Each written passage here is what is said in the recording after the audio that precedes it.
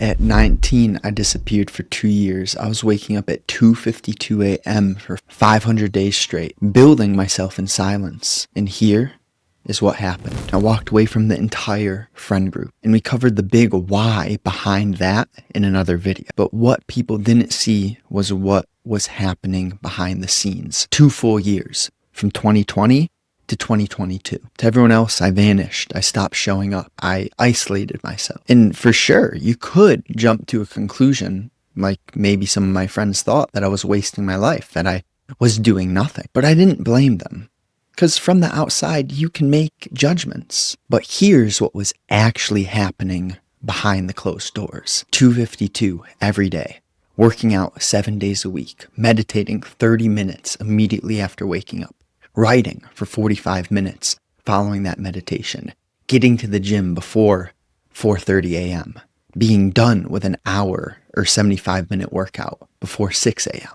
No rest days, no excuses, just a balanced lifestyle. That was what my energy was calling me to do. I was trading the stock market. I was studying consciousness and psychology.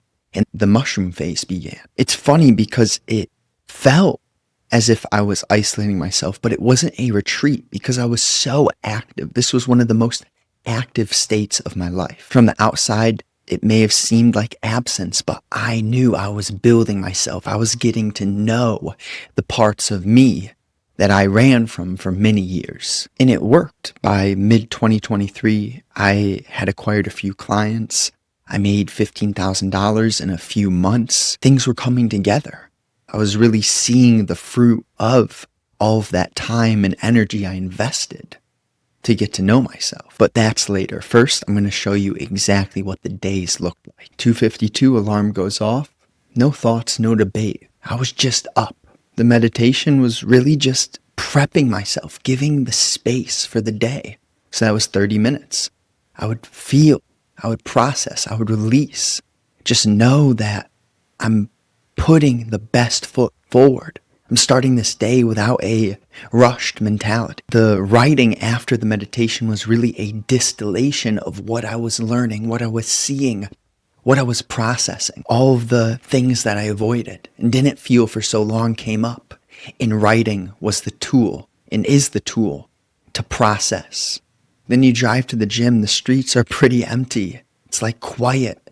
You get to appreciate that morning, knowing that you're not ahead, but you are doing everything you can do to feel right. Then I would lift. I would start with some boxing. I would push it. I would push myself to the brink. My work didn't need physical labor, so I was able to pour all the fuel possible into exercise, boxing, shadow boxing, and lifting. And I was doing this 7 days a week. And this was the foundation, non-negotiable 500 days straight. You just momentum. And then the dominoes start falling. And before you ask, yeah, I had to go to bed early. I went to bed like 7:30 to 8 so that the rhythm could stay in motion. And I need to emphasize that the 2:52 wake was not suffering on 4 hours of sleep. If you do not get at least 6 a night, you're really killing yourself. But keep it simple. Early to bed, early to rise. I remember one specific morning where the temptation was strong. I woke up, but this time the thinking was trying to pull me into a state of stagnation. I noticed it, but I still acted. In the action, I kept it simple, right? So all I had to do was get up and go meditate. There wasn't much confusion or complexity. Once I'm sitting down again, I feel it. I realize, wait, no, this is why I'm doing what I do. Because that investment, that energy put into noticing, feeling, listening to your body, your heart, your mind, it sets you up for a day where you have space, where you're not rushed, where you've done something for yourself immediately. You've got momentum immediately. And that's what keeps you going. So through the meditation, right, you notice the falsehood, but you bring attention back to your breath, awareness of the thoughts, the body, the energy, gut, heart, mind. And through that process, you center, not in one place, but your attention, You learn to notice where your attention is. Energy goes where attention flows. And by minute 20, it's quiet. I'm feeling the momentum. I'm back. I'm ready. I'm locked in. And it's that subtle decision, right? To sit there and stay sleeping, or to get up and do something that you know is good for you. Sleep is important, but too much of anything is a problem. So having that discipline around wake time is going to propel you forward in life. And then, I'm writing, I'm at the gym, and by the time I'm home from the gym, it's still early and I've got all this momentum. It charges you. It's an unmatched feeling. It's knowing that that is your time. And when you prioritize yourself, right, you fill your cup. You create routine and structure so that you can be overflowing. It's unmatched. You get an unmatched feeling, a feeling that is priceless. After the gym, I'd get home, create my trading plan, 7:30, 8 a.m.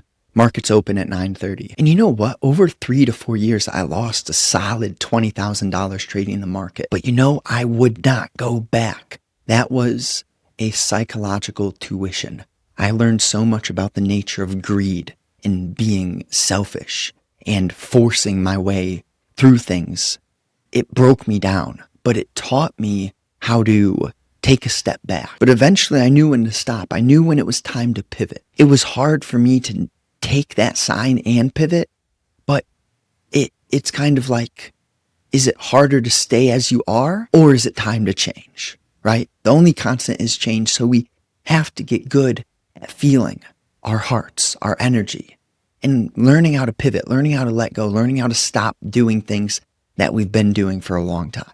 And honestly, that's one of the best educations I've ever paid for. Losing that $20,000 over that time frame, it just taught me so much. And during this time, it's almost hard to admit, but I was a delivery driver. And you may see on the outside delivery driver, but on the inside, that was hundreds of hours of listening to podcasts and education, from Jordan Peterson to Leo Gura to Krishnamurti to Ram Dass to Alan Watts. The list goes on, to Jocko Willink. I was able to basically make money while getting a PhD in consciousness. And that time, it kept me fresh, it kept me vital. I was so eager to learn every day. And of course, I still had thoughts, resistance about my financial situation. I would never go back. There are some phases in your life where you really see hindsight's 2020. And although maybe it was tough, or it is tough right now, understand that you are where you're meant to be. And at 22, that's when the mushrooms began. I did them probably once a month for 6 to 10 months or so. And it wasn't partying, it wasn't escape. It was a real commitment. It wasn't something that I wanted to do. In fact, the mushroom days were the hardest days of my life. You can learn more about that phase in another video, but ultimately, I'm telling you this because most people see mushrooms as some drug that helps you escape things, but the reality is that it brings to the frontier everything you've been running from. And the trouble is, are you willing to face that? Because it's extremely hard and difficult to face what you've been hiding. So mid-2023, about 2.5, 3 years into this, it all began to change a little bit. One day I woke up not 252 anymore. And it was that the extreme discipline began to soften naturally. It was almost like, I'm good, I'm done, I feel all right with this. Not really a forced decision, but a bigger picture recognition of what my body, of what my energy was communicating to me. In the mushroom practice, that had already stopped a few months before. And again, naturally, what I would have to do to get the free time to do those mushrooms, because I would always take them one day, but then block out the following day, because you need space to understand what they help you see, what they communicate to you. They increase your sensitivity drastically. And that can be overwhelming if you do not schedule space. So I'd literally have to block out 2 days out of my calendar, and just naturally I stopped doing that. I felt that I've learned what I needed to learn from them. And of course, still disciplined, but just not at that military level of every single day, 2:52 a.m. In that arc, it served its purpose, but I knew it was over. It was good. I had done my best during it. It taught me a lot, but it was time to change yet again. So what was actually different after those 2 years? Well, first of all, an unshakable confidence. I knew that I could do anything without the approval of anyone. Committing for 500 days to such a discipline, it invigorates you. Knowing that you trust your heart and you do what you need to do because you're aligned and it feels right. And you don't need to ask Joe what he thinks. So this isn't to be confused with arrogance or ego, but real powerful alignment. This doesn't make me better than someone who hasn't done what I'm sharing in this video. It just makes me see the commitment that I have placed and the commitment to be my best. So the coaching practice that directly was born from this arc, without that 500 days of 252, 7 days straight of working out 24/7, I would not have had that knowing, that strength to go all in on my own coaching. And then the panic attacks, they dissolve completely because this commitment to healthy eating, to exercise, to fresh air, to meditation, to consistency, it got rid of all anxiety.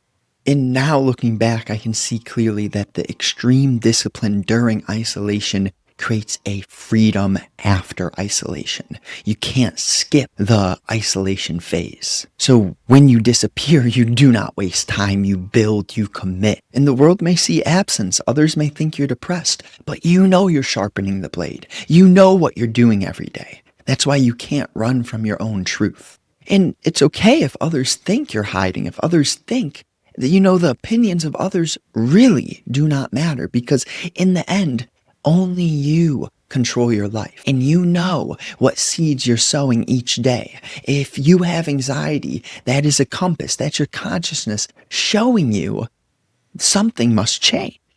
And yeah, I did. I saw a few people. I still, even though we label it an isolation phase, a winter arc, I still hung out with people every once in a while, but it was just so different. It was not forced. It was new because I wasn't doing the same routine that I was so used to in the past. And I wasn't performing. I wasn't managing social life. I wasn't trying to fit in. I only did things that felt natural to me. So the principle is that strategic disappearance isn't running. It's preparing. It's setting yourself up to build. You cannot go vertical if you do not have a strong horizontal base. Isolation with discipline equals transformation. And I didn't take time for myself. What I did was build a routine that was more extreme than anything I've ever done before.